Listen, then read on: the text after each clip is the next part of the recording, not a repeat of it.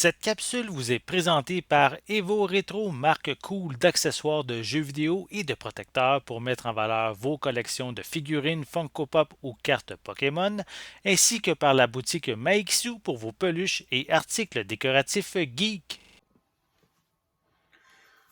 Un beau bonjour à toi, Ciné Techno. J'espère que ça va bien. Mon nom, c'est Benoît Vincent pour une critique de jeu Nintendo Switch. Et voici. Une des choses que j'aime beaucoup avec la Nintendo Switch, c'est l'opportunité d'aller souvent aller jouer dans des banques de jeux qui sont un peu moins glorieuses que Zelda ou Super Smash Bros. Ou peu importe. Il y a plein de petits jeux indie qui se retrouvent. Des fois, c'est juste à quelques dollars. Puis je suis vraiment reconnaissant parce que Ciné Techno souvent m'offre l'opportunité de dire hey, ça c'est un jeu qui vient de s'ajouter dans la bibliothèque. Je peux l'essayer. Plus souvent qu'autrement, comme Skeletal Avenger ou d'autres, je trouve des petites perles que je suis vraiment content. Mais là, c'est pas le cas.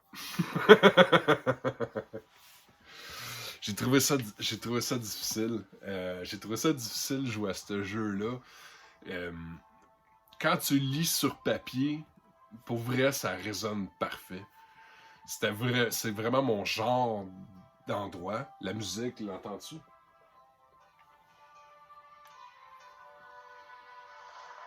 La musique est canon, là. Ils ont écrit, euh, ils ont écrit 13 chansons originales pour ce jeu-là. Alors, je te lis un petit peu, je te donne l'info, puis t'en feras ce que tu voudras avec, mais moi, j'ai pas été capable d'explorer dans celui-là.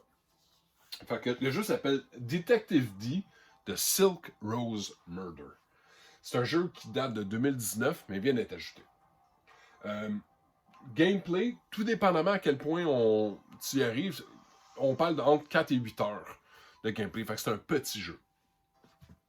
C'est gradé T pour adolescent.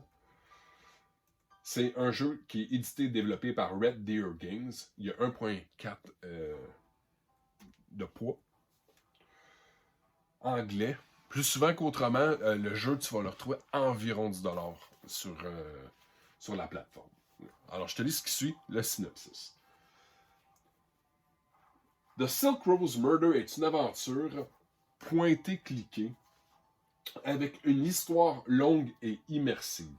Incarner le détective dans la Chine ancienne et résolver le mystère des meurtres en série. Quelqu'un tue systématiquement des jeunes femmes dans la capitale chinoise sous la dynastie Tang, laissant des cartes avec des énigmes et des avertissements sur les prochains lieux de crime.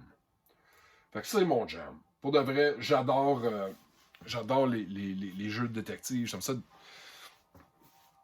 J'aime beaucoup l'Orient ancestral. Tout est là, tout est beau, mais le graphisme. Puis j'ai souvent joué à des jeux qui sont un petit peu plus pixelisés. Puis, tu sais, moi, la plateforme Nintendo 64, j'ai aucun problème avec ça. Nintendo SNES, j'ai pas de problème. Mais celle-là, je sais pas c'est quoi son rythme ou son gabarit de bit. Mais, oh my god, ça m'a cassé. Ils disent que c'est immersif, mais j'ai pas été capable. Fait que j'ai essayé à quelques reprises d'aller regarder le jeu. Tu sais, t'as du footage, t'as du gameplay là, que je mets là, depuis tantôt.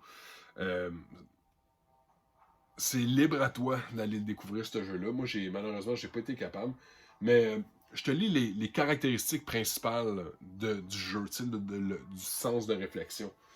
C'est des scénarios captivants avec des personnages intéressants, une atmosphère de la culture et de l'histoire de la Chine ancienne, euh, des énigmes difficiles à résoudre et de nombreuses options de dialogue parmi lesquelles choisir, style rétro pixel 2D. Bande sonore originale, 13 pièces. Fait que c'est un pointé-cliqué, il faut que tu réussisses à aller chercher les choses, puis intégrer les produits, puis tout à la fois. Pas de Ben, juge par toi-même. Tu sais, c'est un petit jeu, hein. Plus souvent qu'autrement, il est en bas de 10$. Fait que libre à toi de l'essayer, d'aller voir. Puis écoute, si jamais toi tu tripes, écris-le, envoie-moi, contacte-moi, j'aimerais ça en savoir davantage. Là-dessus, bon jeu, à bientôt. Je m'en vais découvrir d'autres choses.